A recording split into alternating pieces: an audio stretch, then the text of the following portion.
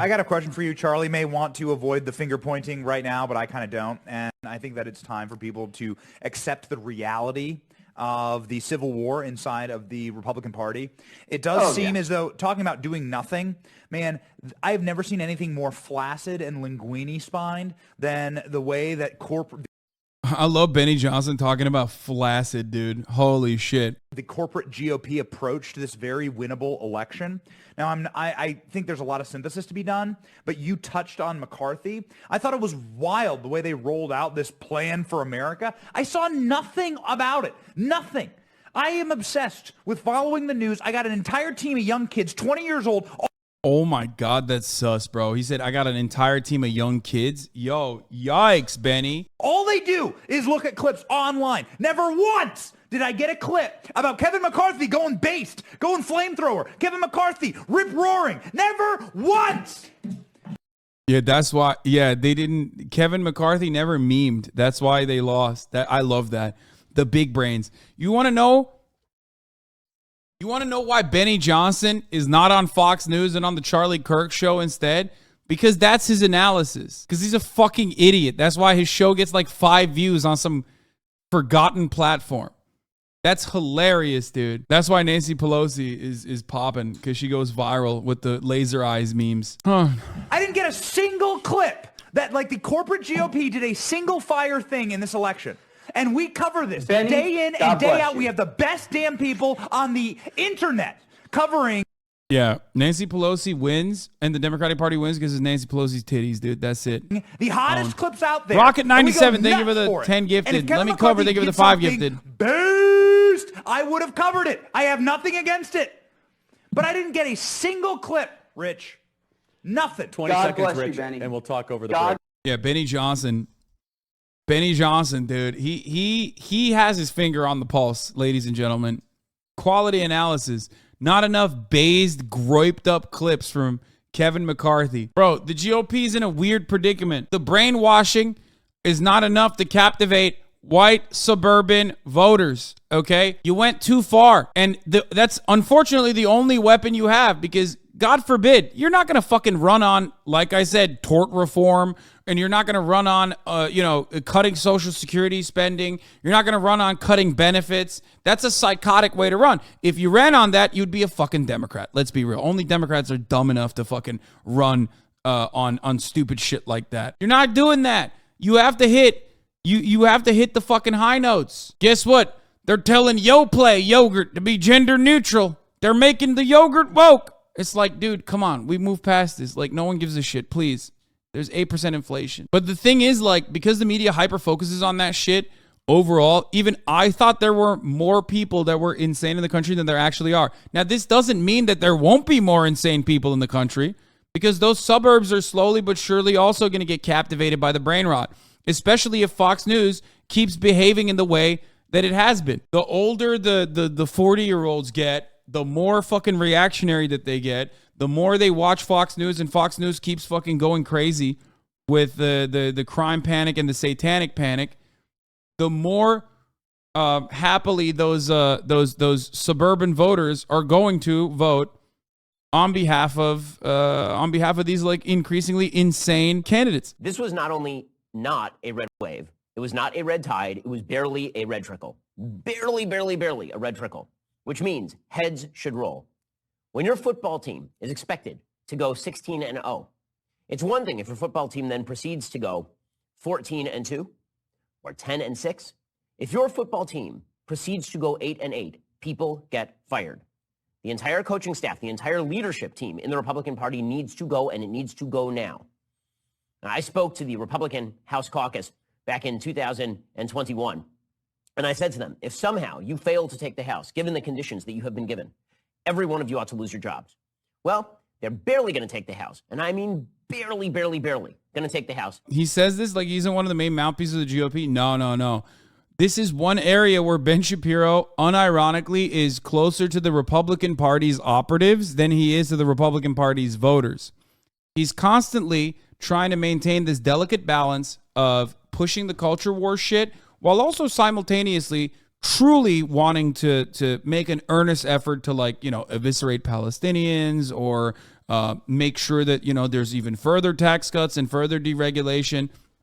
Like, a lot of Republicans don't care. A lot of Republican voters just care about the culture war shit. Ben also cares about the Republican Party. He also maintains this delicate balance by hiring motherfuckers like Michael Knowles and Candace Owens to say the psychotic shit, Matt Walsh, to say the psychotic shit so he can turn around and sometimes say, I'm the reasonable person here. He's mad because he thinks that, he sees the writing on the wall that, like, not enough crazy folk are in the ranks of the loyalist ranks of the Republican Party. Dems are the normie party. GOP tried to flip that by associating them with crime and immigrants and gender sickos, but the stridency of their case made them look kind of crazy to the people who are saturated by media but not over-torqued by media, aka normies. But Democrats are still doomed in the long run because everyone is getting less normal by the day. That's the best take. A lot of Americans are tuned out of politics, so when you're fucking seeing the guy who is the carnival barker in your neighborhood, the most annoying guy in your neighborhood,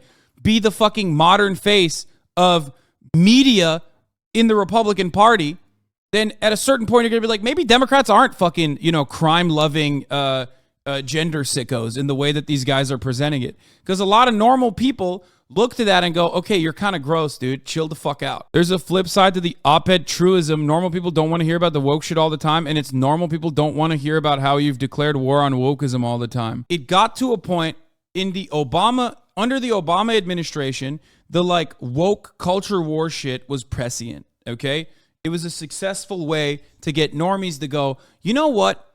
You're right. This cancel culture shit's out of control. All these gay, gender non-binary college freshmen are, trying to cancel Applebee's. And I kind of don't like that. It's annoying me. But it's been 8 fucking years. And especially under Donald Trump's administration, one thing that I constantly mention to a lot of Republicans, and this probably changed a lot of your minds if you were a Republican back then, was that, look, Donald Trump is president, and the supposed non-binary college freshmen have done nothing. Your life still sucks. And a lot of people probably recognize that when they were like, I wanted my anger. I was feeling the oppressive grip of capitalism ruin every aspect of my life, and Republicans were communicating my anger back and shifting that anger and directing it towards these red herrings like trans people, like immigration, like crime or whatever, right? But it turns out, shit still sucks even though Donald Trump is president. So owning the libs was like cool for a little bit, but you used it too much. You relied on it too much. It became a crutch.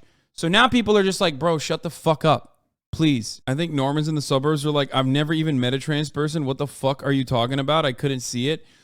No, I think when you go overboard, look, when you're campaigning, you're not supposed to go too racist. There's like a pocket where you're racist enough, but like not so racist that Normans look at that and go, okay, that's a little icky. And Republicans lost the plot on that. They were doing that. At a certain point, people either went, you're right, and they lost their fucking minds and became even further reactionary, more reactionary, or they looked at that and went, okay, this is like getting out of fucking hand. They crossed the icky line, and that's a really scary place to be. When you cross the icky line, okay, you either captivate an even more radical base of support that decides this shit is for me, okay? I'm losing my fucking mind. I'm completely gone insane. There are demons in the Democratic Party, okay?